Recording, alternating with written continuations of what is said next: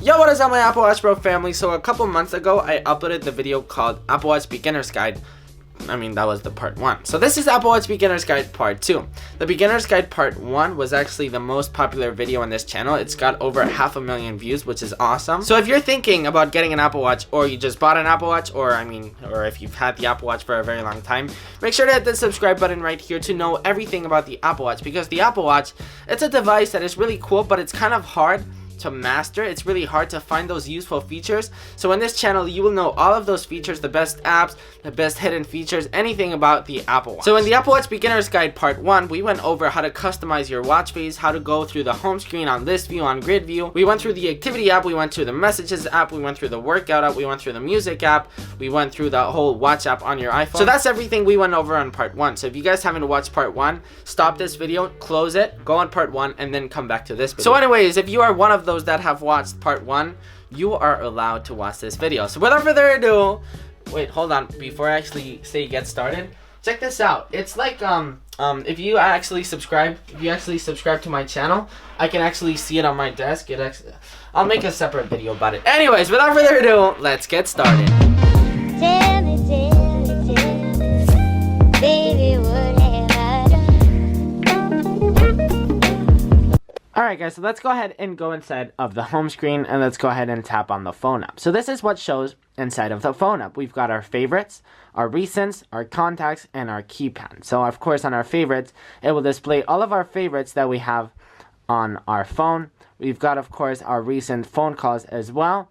Then we can go on our contacts, and if we actually go faster, we can see that it actually goes by letter, which is super useful. And then we've got our keypad. Of course we can just type in a number and you can actually call just by doing that. So anyways, let's go ahead and call someone. Let's call, for example, my sister. Let's see if she actually answers. And we can go right here on the bottom, and we can of course get the keypad as well, which can be really useful for some times. Alright, so she answered. Let me go ahead and mute it. We can hang up by this button. We can go ahead and mute it by there. And if we actually use the digital crown, we can lower her volume, and we can go ahead and pull it up. So that's pretty much it for a phone call. That's how it looks. Super useful for some times. Alright, and then you just end the call, and that's pretty much it for the phone app. Alright, so now let's take a hands-on look on the mail app for the Apple Watch. So let's say, for example, let's tap on this email right here. By the way, a lot of your emails will display this. This message contains elements Apple Watch can't display. You can read a text version below. So basically when it says this, it means that there's images and that the Apple Watch won't let you display. But you can simply read whatever the email says. My classes were canceled today, so it's super useful to just read the email from here. So now that you've actually read a message or an email, you can press on read just by swiping to the left, and then if you swipe to the right, you can flag or just archive the actual message. If you type on the left, you can see all of your different emails. So if you have different emails, me for example, I have Gmail, iCloud, and then different ones. So if you actually force touch, you can go on a news message. You can send an email from your Apple Watch. You can just add a contact, for example, this girl right here. Let's tap on her thing, add subject, and then you can simply press send, and it will actually send the email. So that's pretty much it for the email app. Let's hop over to the calendar app. So in the calendar app, the Today tab will open. In this tab, we will, if we actually use the digital crown, we can scroll and we can see what is going on throughout the day. For example, now I have an interview with a person. So with a calendar for the Apple Watch, it lets you simply scroll through your day and let you know what's going on. So if we actually force touch on the Apple Watch, it can let us go on this view, which is a much simpler view to look at our stuff. Day view, which will simply change the view as well. And then our Today tab, which will basically bring us back to the day that we were. Let's say we tap on an event, we can actually see some more details right here. And then if we actually go back, we can see a full view of the whole month. Now, Apple doesn't actually allow us to go switch between months. Like for example, now I can't see what's going on in November, which is kind of annoying. Apple should really add that, and I think it will add it on a future update. But for now, we can't actually do that. So that's pretty much it for calendar for the Apple Watch. So Apple and watchOS 4 introduced the Breathe app. Now, it can sound really stupid because this Apple Watch app tells you to breathe. Now, I know this can sound really stupid once again, but it can actually improve your health a lot. So how do you use the Breathe app? Well, with the digital crown, you can tell your Apple Watch how much you want to breathe for 1 minute or 2. Let's go ahead and tap for 1 minute, and let's press start. And it says, be still and bring your attention to your breath. And then of course you have to breathe according to the icon right here. So now it's telling you to inhale, and then it's telling you to exhale. So you can do that for 1 minute throughout your day, and I promise you it will relax you a lot. So one of the most useful features on the Apple Watch is Apple Pay. Now, how do you access Apple Pay and how do you set it up? Well, you set it up on your iPhone app, which I can make a whole video if you guys want me to do that. Let me know in the comments if you guys don't know how to set up Apple Pay on the Apple Watch. But anyways, how do you access Apple Pay? Well, by simply double tapping the side button. So anyways, let's go ahead and do it. Let's go ahead and double tap. Oh, it says that no cards are available. So anyways, do I have any battery on this? Anyways, there's no battery on my other Apple Watches because I use my main Apple Watch, which is out of battery right now. But anyways, you would simply double tap and then bring it to the chip reader on a store, for example, and it would actually pay. So super useful. Make sure to set up Apple Pay. Don't be like me. Just kidding. As I say, my primary Apple Watch is out of battery right now. The next app that we will go ahead and check out is the camera remote app. So let's go ahead and tap that. And there you go. So as you guys can see, whatever the iPhone sees, the Apple Watch will actually display. So let's go ahead and leave the iPhone right there. We can go ahead and take a photo just by tapping like that. And you guys can actually see it over there.